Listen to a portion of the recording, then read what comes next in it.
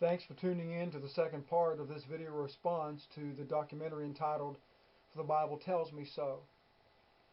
In the first part, we ended by letting you know that we were going to be reading a statement that was made by Dr. Lawrence C. Keene of the Disciples of Christ in that documentary, and then testing that statement in light of what the Bible teaches about sexual morality and sexual immorality. And here is that statement made by Dr. Keene. The statement reads, and I quote, "My theological belief is that all loving relationships are honored by God. I do not believe the Bible speaks against loving, committed homosexual relationships." End quote. Now, there are a lot of words used by Dr. Keene that could very easily apply to a lot of different relationships. He uses the word relationship. The fact that someone considers themselves to be homosexual, they have a desire or have an attraction toward the same sex.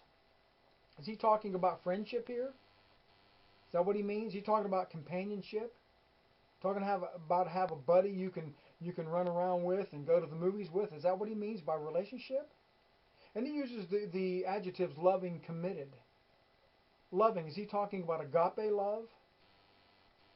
Phileo, which is brotherly love? Eros, which is erotic love? What type of love is he referring to here?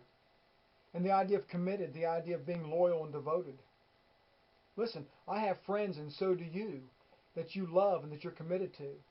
You have friendship. That's a relationship with them.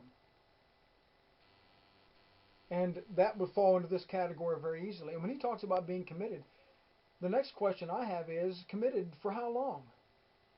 A day, a week, a month, a year? For life? And if so, in any one of those choices, why that long? Upon what basis? Is he going to attempt to appeal to the Bible for how long this relationship ought to last? You see, that is so open-ended in regard to all of that. All of us have friends. We're in a relationship that's called friendship. And we love our friends. We're committed to our friends. All of that's possible without engaging in sexual relations. See, that's the problem. That's the issue right there. That's what this all boils down to. Everything he's talking about could apply to heterosexuals as well. But would he say that if he's talking about sexual relations, there's no question about that. Dr. Keene is not talking about a platonic relationship here. That's not what he's talking about. He's talking about these individuals being able to engage in sexual relations with each other. Same-sex sexual relations. But I wonder, would he apply his statement to heterosexuals outside of marriage? Think of the implications of that. Not just committed homosexual relationships, but committed heterosexual relationships. Is that what he's going to define and say, well, that's in marriage, of course. But I'm telling you something, friends. They are going to find it absolutely impossible to get homosexuality in the realm of marriage from a biblical perspective. That is a hurdle they will not get over. Well, I know they'll say a lot of things, but they'll never get over that. Never. Never. Let's put that statement to the test. I'm not going to be looking at these biblical passages like Genesis chapter 19 with Sodom and Gomorrah, or Leviticus passages, or Romans chapter 1 that they torture in that documentary. And they do torture it. What I want to do is look at the statement made by Dr. Keene that I'm sure Dr. Gomez and Dr. Mel White and Jimmy Creech of Faith in America, all these individuals on this documentary agree with that position, I'm sure. That homosexual conduct is in harmony with Bible teaching. Let's put that to the test, and I'm going to do this by asking or stating some propositions. These propositions are so easy to understand. In fact, 50 years ago, no one, I'm telling you, no one would have had any trouble answering these propositions, true or false. But here are the propositions, and this will expose the position that these men and women in that documentary are trying to promote. And these propositions are precisely stated. There's nothing ambiguous about them. Nothing. First proposition, true or false? The Bible, specifically the New Covenant, condemns fornication or sexual immorality. Is that true or false? Does the Bible condemn fornication or sexual immorality? Listen, Jesus said in Mark chapter 7 verse 21, "For from within, out of the heart of men proceed evil thoughts, adulteries, fornications, murders."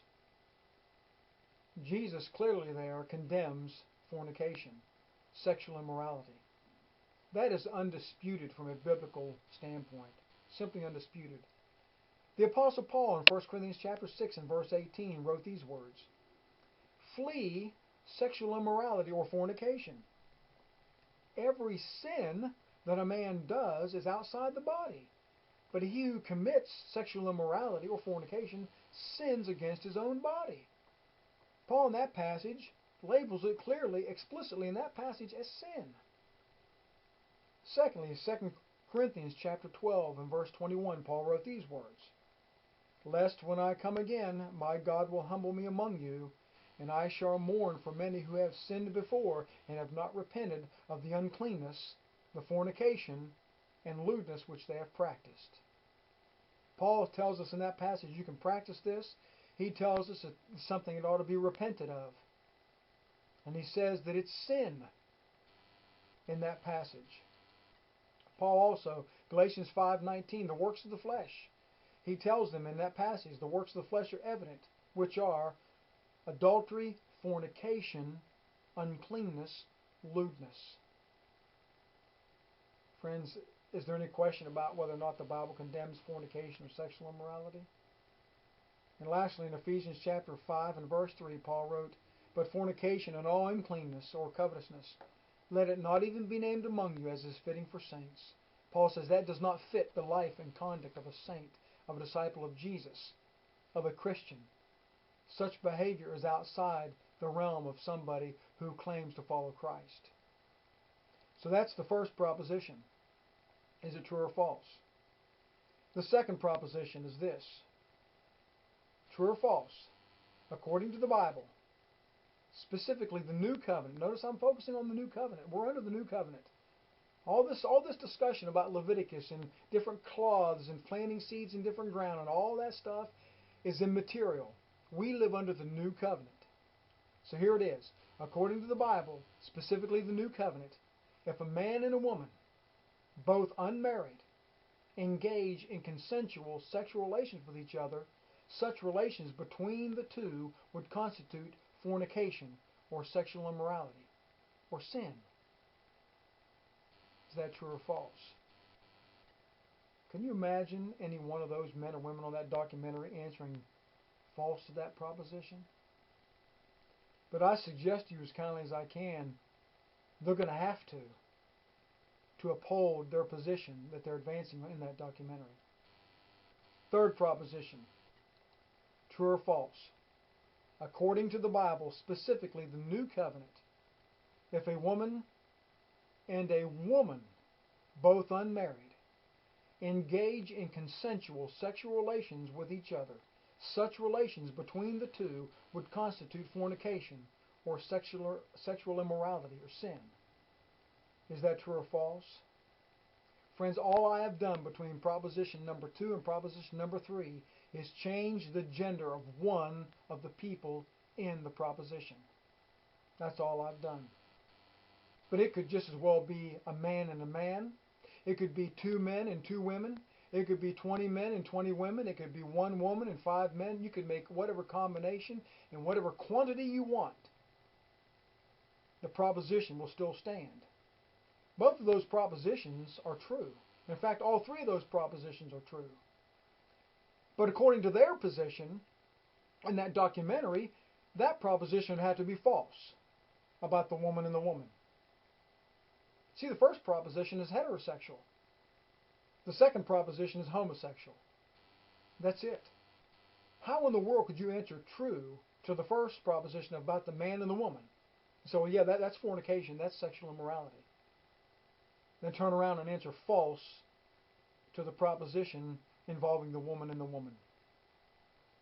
My friends, I'm telling you, these individuals are in a fix.